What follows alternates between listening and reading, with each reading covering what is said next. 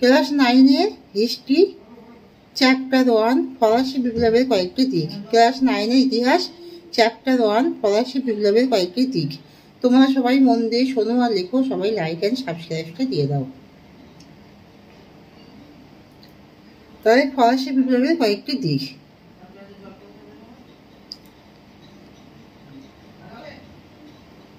ফ্রান্সের ভ্রান্ত কর ব্যবস্থা সম্বন্ধে তোমরা লেখো কোশ্চেনটা। ফ্রান্সের ভ্রান্ত কর ব্যবস্থা অর্থাৎ এখানে কর ব্যবস্থা আদায়ের জন্য এখানে কোনো নিয়মতান্ত্রিক রাজতন্ত্র এখানে প্রতিষ্ঠিত হয়নি। এখানে কর ব্যবস্থার জন্য কোনো রাজতন্ত্র, এখানে রাজস্ব নীতি সেইভাবে এখানে প্রচলিত ছিল না। যার যোগ্য অভিজাতদের কোনো কর ব্যবস্থা ছিল না। প্রায় না বললেই নয়, 4% কর ব্যবস্থা ছিল এবং এখানে সমাজের বেশিরভাগ কর দিতে হতো এই বুর্জোয়া অর্থাৎ মধ্যবিত্ত এবং গরিবদের সাকুল্যদের বেশিরভাগ কর তাদের থেকে আদায় করা হতো। তাদের 99% কর তাদের থেকে আদায় করা হতো এবং তাদের থেকে কর আদায়ের জন্য রাজকর্মচারী নিযুক্ত ছিল। এই রাজকর্মচারীরা তাদের থেকে স্বেচ্ছাচারমূলকভাবে অর্থাৎ জোর করে নানা রকমভাবে অত্যাচার করে তাদের থেকে কর আদায় করত। তাহলে এই কর আদায়ের জন্য তাদেরকে অতিরিক্ত চাপ দেওয়া হতো এবং এতে তাদের অর্থনৈতিক দুর্বস্থা অতিরিক্ত এবং করুণ পরিস্থিতি সৃষ্টি হতো। তাহলে এখানে ফ্রান্সের কর ব্যবস্থা সম্বন্ধে বললাম। এবারে কোশ্চেন হলো, ফ্রান্সকে কেন ভ্রান্ত অর্থনীতি জাদুঘর বলা হয়?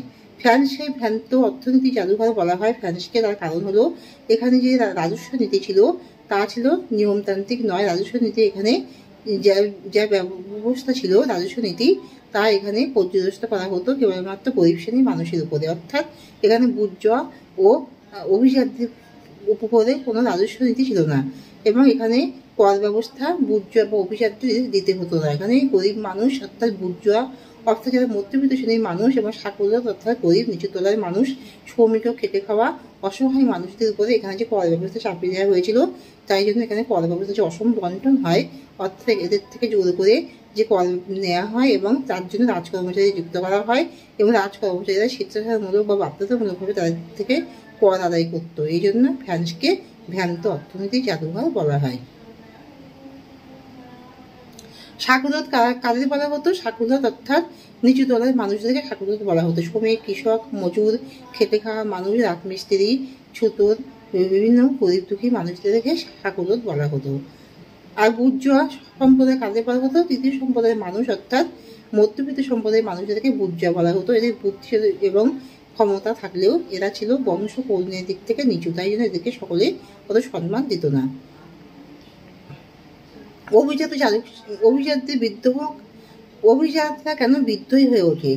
তার কারণ হলো ফ্রান্সের রাজা যখন 16 লুই হন তখন তিনি ফ্রান্সে এই যে কর ব্যবস্থা অসম বন্টন এটাকে ঠিক করার চেষ্টা করেন, অর্থাৎ গরিব দুঃখীদের উপরে যে কর ব্যবস্থা চালিয়ে দেওয়া হয়েছিল এবং বুর্জোয়া সম্প্রদায়ের সাকুল্যতা এদের উপরে জোর করে বাধ্যতামূলকভাবে অতিরিক্ত কর আদায় করা হতো এবং যা কর তার থেকে অতিরিক্ত কর তাদের থেকে আদায় করা হতো এবং সমাজে উচ্চতরের মানুষদের কোনো কর দিতে হতো না এবং অভিজাতদের উপরে এই যে কর ব্যবস্থা তিনি চাপিয়ে দেন, তাই জন্য অভিজাতরা বিদ্রোহী হয়ে ওঠে। প্রথম শ্রেণীভুক্ত কারা ছিল? যাজকরা প্রথম শ্রেণীভুক্ত ছিল। সাকুল্যদের বৈশিষ্ট্য কি কি? সাকুল্যতা নিচুতলার মানুষ, এরা অপরিচ্ছন্ন জায়গায় বসবাস করে এবং লোকালয় থেকে দূরে বসবাস করে। এদেরকে সকলে অস্পৃশ্য বলে মনে করত এবং এদেরকে কেউ সম্মান দিত না এবং এরা ছিল দরিদ্র কৃষক, শ্রমিক, মজুর, খেটে খাওয়া মানুষ, নিচুতলার মানুষ এবং এরা রাজমিস্ত্রিও এদের মধ্যে ছিল এবং শ্রমিক মজুর শ্রেণীর মানুষেরা সাকুল্য ছিল, এদের থেকে অতিরিক্ত কর আদায় করা হতো। যাজক শ্রেণীর বৈশিষ্ট্য দেখো, যাজক শ্রেণী আসলে সমাজের অভিজাত গণ্য সম্প্রদায় বলে পরিচিত ছিল এবং এই যাজক সম্প্রদায়ের উপরে কর ব্যবস্থা ছিল না, নেই বলে চলে।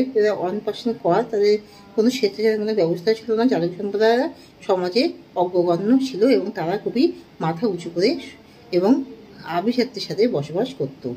তাদের উপরে কোনো কর বাধ্যতামূলক ছিল না, কোনো কর ব্যবস্থা তাদের উপরে ছিল না। অভিজাতদের বৈশিষ্ট্য কি? অভিজাতরা ছিল সমাজের উঁচু সম্প্রদায়ের মানুষ এবং এরা প্রথম সম্প্রদায়ে ভুক্ত, এদের উপরে কোনো কর ব্যবস্থা ছিল না। এরা সমাজে স্বেচ্ছাচারমূলক ব্যবস্থায় করতো এবং গরিবদের থেকে জোর করে কর আদায় করতো। এদের কোনো নিয়মতান্ত্রিক ব্যবস্থা ছিল না। এরা সমাজে মাথা উঁচু করে বসবাস করতো আভিজাত্যের সাথে। আর গুর্জ সম্প্রদায়দের বৈশিষ্ট্য কি এরা মধ্যবিত্ত শ্রেণী এবং এরা সমাজে সেইভাবে প্রাধান্য পেত না, এদের তেমনভাবে বংশ কৌলীন্য ছিল না, তবে এরা বুদ্ধি এবং সামাজিক ক্ষমতার দিক থেকে থাকলেও এদের সেইভাবে সম্মান দেওয়া হতো না এবং এদের উপরে কর আদায় করা হতো।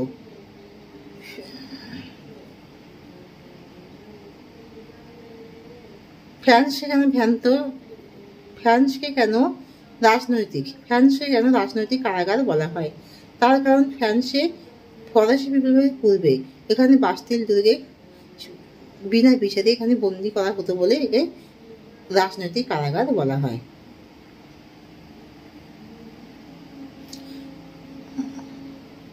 অভিজাতদের উপরে কে কর ব্যবস্থা চালু করেন?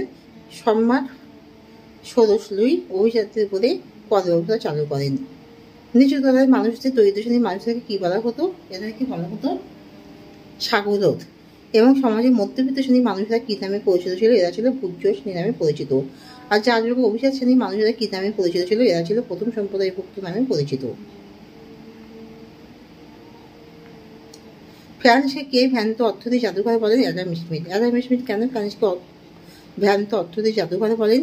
তার কারণ ফ্রান্সে অসম যে কর ব্যবস্থা প্রচলিত ছিল এবং যাহা যাদক এবং অভিজাতদের উপরে কোনো কর ব্যবস্থা ছিল না, সমাজে নিচুতলার মানুষ, দরিদ্র শ্রেণীর মানুষ, ভূর্জ আর সাগরদের উপরে যে অতিরিক্ত কর আদায় করা হতো তাদের থেকে কর অতিরিক্ত আদায় করা হতো, স্বেচ্ছাসেবকমূলক ব্যবস্থা রাজ কর্মচারীরা জোর করে তাদের থেকে কর আদায় করতো, তাই জন্য ফ্রান্সকে ভ্রান্ত অর্থনীতি জাদুঘর বলা হয়।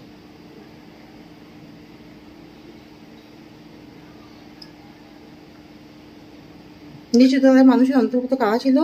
দাস, মজুর, শ্রমিক, কৃষক এবং সমাজে খেটে খাওয়া মানুষ, রাজমিস্ত্রি, এরা ছিল এই শ্রেণীর অন্তর্ভুক্ত।